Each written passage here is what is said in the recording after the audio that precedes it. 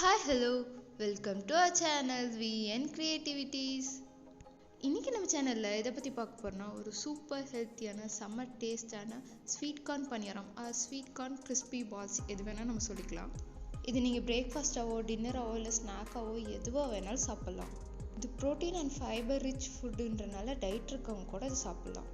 Okay, இது எப்படி பண்ணுறதுன்னு பார்க்கறதுக்கு முன்னாடி இப்போ தான் நீங்கள் நம்ம சேனலை ஃபஸ்ட் டைம் பார்க்குறீங்கன்னா மறக்காம சப்ஸ்கிரைப் பண்ணிடுங்க. கூட அந்த பெல் ஐக்கனை கிளிக் பண்ணிங்கன்னா அப்போ தான் போடுற வீடியோஸோட நோட்டிஃபிகேஷன் உங்களுக்கு வரும். இதுக்கு ஃபஸ்ட்டு மிக்ஸி ஜாரில் மெஷரிங் கப்பில் நான் ஒரு 3/4 கப் ஸ்வீட் கார்ன் எடுத்திருக்கேன். அதை அடித்து எடுத்துக்கலாம்.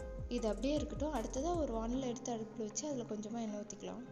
எண்ணெய் நல்லா சூடானது அதில் கொஞ்சமாக கடுகு போட்டுக்கலாம். கடுகு நல்லா பொரிஞ்சதும் நான் ஒரு 1/2 பெரிய வெங்காயத்தை கட் பண்ணி வச்சுருக்கேன். அதை இதோட ஆட் பண்ணி இதை நல்லா வதக்கிடலாம். இதுக்கு வெங்காயத்தை நல்லா குட்டி குட்டியாக சாப் பண்ணுங்க, அப்போ தான் டேஸ்ட் நல்லாயிருக்கும். அடுத்ததாக இது கூட ஒரு 1/2 பச்சை மிளகாய் போட்டுடலாம். நான் இது என் பொண்ணுக்காக ரெடி பண்ணேன். அவள் காரம் சாப்பிட மாட்டேன், அதனால நான் 1/2 பச்சை மிளகாய் போட்டிருக்கேன். நீங்கள் உங்கள் காரத்துக்கு எப்போ கூடவோ குறைச்சோ போட்டுக்கோங்க. இப்போ இதையும் நல்லா வதக்கிடலாம். அடுத்து நான் ஒரு 1/2 டீஸ்பூன் அளவுக்கு உப்பு சேர்த்துறேன். உப்பு சேர்த்துட்டு இதை நல்லா கலந்து விட்டுருங்க. இந்த வெங்காயம் கண்ணாடி பதம் ஆகிற வரல நல்லா வதங்கி வரணும். அப்போ தான் இது நல்லா டேஸ்ட் கொடுக்கும். இப்போ பாருங்கள், வெங்காயம் நல்லா வதங்கிடுச்சு. இதை அப்படியே ஆஃப் பண்ணி எடுத்து வச்சிடலாம். அடுத்ததாக ஒரு பவுல் எடுத்து நம்ம அரைச்சி வச்சிருந்தோம் இல்லையா ஸ்வீட் கார்ன், அதை இதில் ஆட் பண்ணிடலாம். பாருங்கள், வெறும் ஸ்வீட் கார்னே எவ்வளோ தண்ணியாக இருக்குன்னு. ஸோ இது தண்ணி சேர்க்காம நல்லா அரைச்சி எடுத்துக்கோங்க. அடுத்ததாக ஒரு கப் அளவுக்கு நான் கேரட் இதில் ஆட் பண்ணிக்கிறேன். அடுத்ததாக அதே கப் அளவுக்கு கொத்தமல்லி இலைகளை குட்டி குட்டியாக சாப் பண்ணி ஆட் பண்ணிக்கிறேன். இப்போ நம்ம தாளித்து வச்சுருந்தோம் இல்லையா வெங்காயம், அது இதோட ஆட் பண்ணிக்கலாம். இப்போ இது எல்லாத்தையும் ஒன்றோட ஒன்று நல்லா மிக்ஸ் பண்ணி விட்டுடலாம். நான் ஆக்சுவலாக இதில் நைட்டே ப்ரிப்பேர் பண்ண ஆரம்பிச்சிட்டேன். அப்போ தான் மார்னிங் பிரேக்ஃபாஸ்ட்டுக்கு இதை செஞ்சு கொடுக்க முடியும்.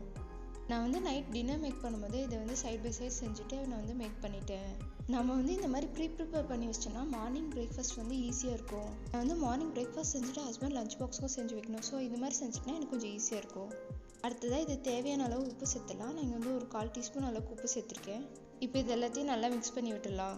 நம்ம ஏற்கனவே வெங்காயம் வதங்கிறதுக்கு உப்பு போட்டிருக்கனால உப்பு பார்த்து போட்டுக்கோங்க. அந்த உப்பு உங்கள் சுவைக்கேற்ப கூடவோ குறைச்சோ போட்டுக்கோங்க. இப்போ இதை மூடி வச்சிடலாம். இது ஒரு ஏர்டைட் கண்டெய்னராக இருந்தால் பெஸ்ட்டாக இருக்கும். இப்போ நான் இதை எடுத்து ஃப்ரிட்ஜில் வச்சுட்டு போகிறேன். இது நைட் ஃபுல்லாக ஃப்ரிட்ஜில் இருக்கட்டும். அடுத்த நாள் காலையில் இதை நம்ம எடுத்துடலாம்.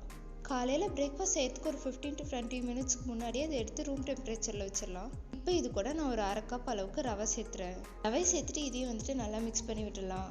ரவை மட்டும் மார்னிங் சேர்க்கறது தான் பெட்டர். அப்போ தான் நல்லா கிறிஸ்பியாக வரும். நம்ம நைட்டே ரவை ஆட் பண்ணிட்டோன்னா அது ஓவர் நைட் நல்லா ஊறிடும். காலையில் அந்தளவுக்கு கிறிஸ்பியாக இருக்காது.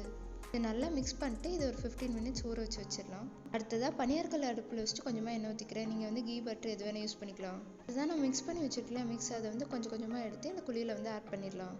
எனக்கு கொஞ்சம் கெட்டியாக இருந்தால் தான் பிடிக்கும், ஆனால் நான் கெட்டி எடுத்துருக்கேன். உங்களுக்கு வேணால் கொஞ்சம் தண்ணி ஊற்றி நீங்கள் நீர்த்து கூட யூஸ் பண்ணிக்கலாம். நீங்கள் தண்ணி ஆட் பண்ணுறீங்கன்னா பார்த்து ஆட் பண்ணுங்க. கொஞ்சமாக தெளிச்சுட்டு அதை மிக்ஸ் பண்ணி பார்த்துட்டு அதுக்கப்புறமா இன்னும் கொஞ்சம் ஆட் பண்ணுங்கள். அப்படி ஸ்டெப் பை ஸ்டெப்பாக கலந்து அதுக்கப்புறமா போடுங்க. எனக்கு இந்த மாதிரி கெட்டியாக இருந்தால் தான் பிடிக்கும், ஆனால் நான் இந்த மாதிரி கெட்டியாகவே ஆட் பண்ணிக்கிறேன். இப்போ எல்லா குழியும் ஃபில் பண்ணியாச்சு. இது ஒரு 2 நிமிஷம் நல்லா வேகட்டும். இது மேலே கொஞ்சமாக எண்ணெய் ஊற்றி விட்டுடலாம். இப்போ இதை ஒவ்வொன்றா திருப்பி போட்டுடலாம். நான் குழந்தைக்கு கொடுக்குறனால நிறையாவே எண்ணெய் ஊற்றிருக்கேன். நீங்கள் டயட்டுக்காக சாப்பிட்றீங்கன்னா எண்ணெய் கொஞ்சம் கம்மியாக ஊற்றிக்கோங்க. திருப்பி போடும்போது மெதுவாக பார்த்து எடுத்து போடுங்க. ஏன்னா இது சீக்கிரம் உடஞ்சிரும். நம்ம நார்மல் பணியார மாதிரி கிடையாது. அண்ட் இதை 2லேருந்து 3 நிமிஷத்துக்கு மேலே நீங்கள் வேக வச்சிடாதீங்க. ஏன்னா ரவை போட்டிருக்கனால சீக்கிரம் கருகிரும். கரெக்டாக 2லேருந்து 3 நிமிஷத்துக்குள்ளே இதை எல்லாத்தையும் திருப்பி போட்டுருங்க. இதை திருப்பி போடும்போது இந்த மாதிரி கோல்டன் ப்ரௌனில் இருக்கணும். அப்போ தான் அது நல்லா வெந்திருக்கும். இல்லைனா உள்ளே அது வேகாத மாதிரியே இருக்கும். உங்களுக்கு ஒரு வேளை இதை சாப்பிடும் போது நீங்கள் உள்ளே வேகாத மாதிரி இருக்குதுன்னு நீங்கள் ஃபீல் பண்ணிங்கன்னா அதை ரீஹீட் பண்ணி சாப்பிட்ருங்க. பாருங்கள், நம்ம பணியாரம் சூப்பராக ரெடி ஆயிடுச்சு. இது வெளியே நல்லா க்ரன்ச்சியாக உள்ள சாஃப்டாக சூப்பராக இருந்தது. இது ஒரு 2-3 சாப்பிட்டாலே நல்லா ஃபில்லிங்காக இருந்தது. ஸோ இது டயட்டுக்கு ஒரு நல்ல ஃபுட்டுன்னு நான் சொல்வேன். அண்ட் ரொம்ப ரொம்ப ஹெல்த்தியாக நம்ம ஸ்வீட் கார்ன், கேரட் இதெல்லாம் நிறையா போட்டிருக்கோம். ஸோ இது ரொம்ப ரொம்ப ஹெல்த்தியான டிஷ்ஷும் கூட.